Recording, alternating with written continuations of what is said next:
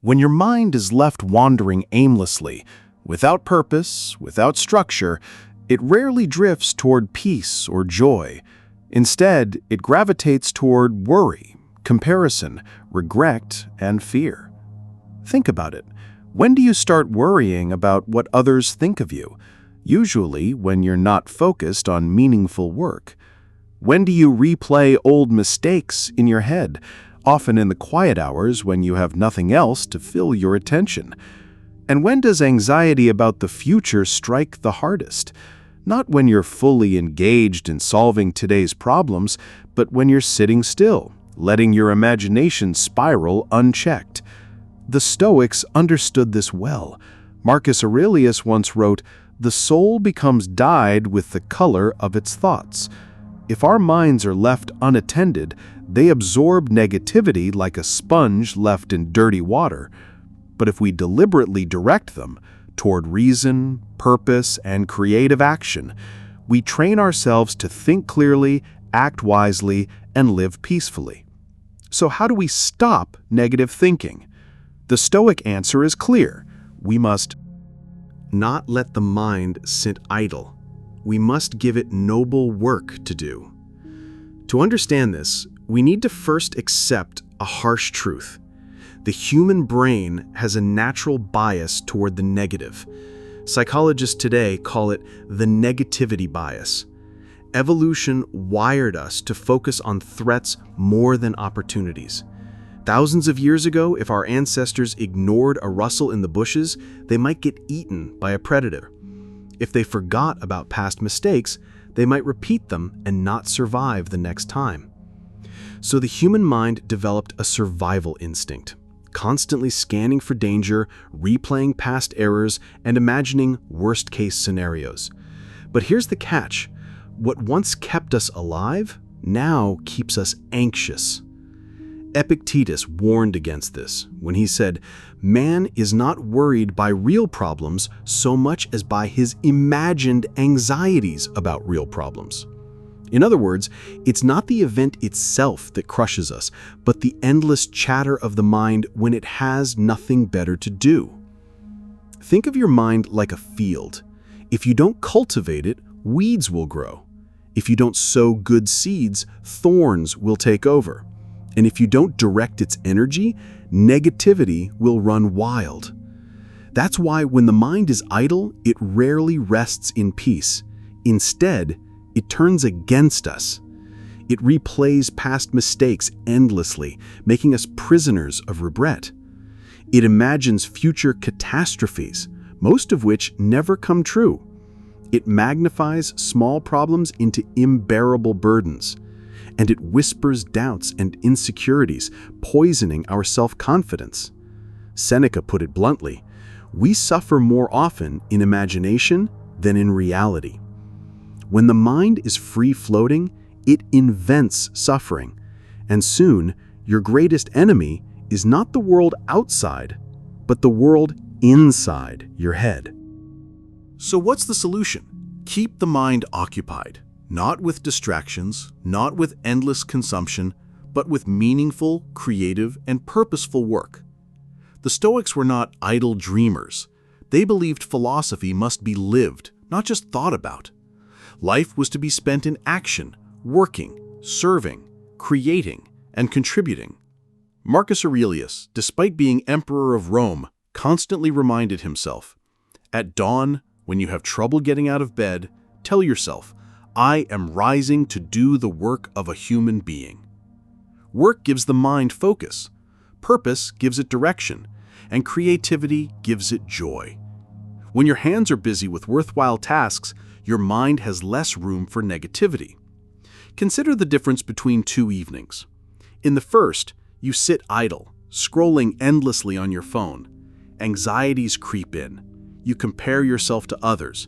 You feel restless, drained. In the second, you pick up a pen and write a few pages in your journal, or you paint, or you fix something in your home, or you learn a new skill. You end the evening with a sense of progress, however small. The activities may be simple, but the effect is profound. You've taken control of your attention, redirected your thoughts, and transformed potential anxiety into productive energy. This is why the Stoics urged us to live intentionally, not passively. Epictetus said, "Don't explain your philosophy, embody it." To embody philosophy is to keep your mind busy with what builds you up, not what tears you down. The practices can be simple. When you wake up, don't give your mind the chance to wander into worry. Begin with an action, exercise, journaling, or work on something creative. When you are tempted to drift, keep your hands engaged with tasks that demand both focus and creativity. Whether it is writing, drawing, gardening, or even cooking, creative labor channels restless energy into constructive form. Even your leisure can be transformed. Free time doesn't have to mean wasted time. Instead of consuming endless noise from social media or entertainment, you can dedicate leisure to reading, learning, or reflecting. Seneca reminded us, "It is not that we have a short time to live, but that we waste much of it." And when the mind insists on circling negative thoughts, journaling can serve as an anchor. Negative thinking thrives in silence, but when you write down your thoughts, you separate yourself from them. You see them for what they are, just thoughts, not truths. Marcus Aurelius's Meditations was, in essence, his journal. He used it to wrestle with doubt, anger, and anxiety, and to turn them into wisdom.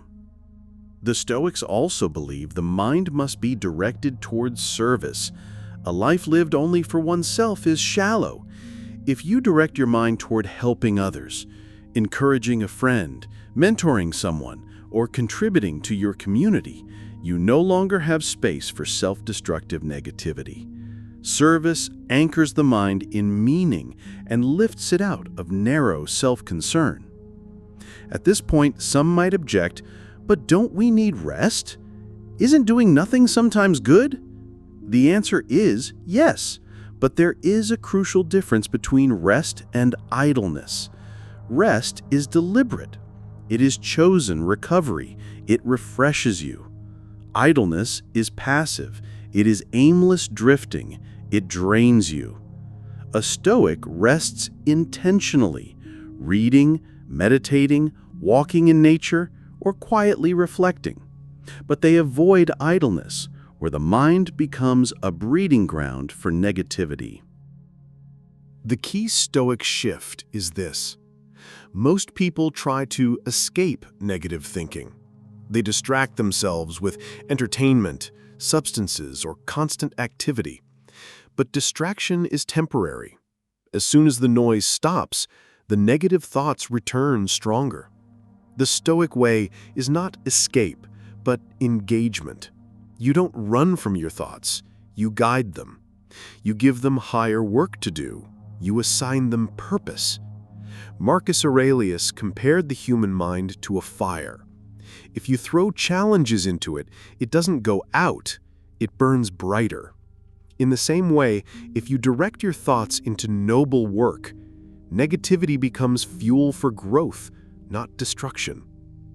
Let's return to where we began. The idle mind is not free, it is enslaved.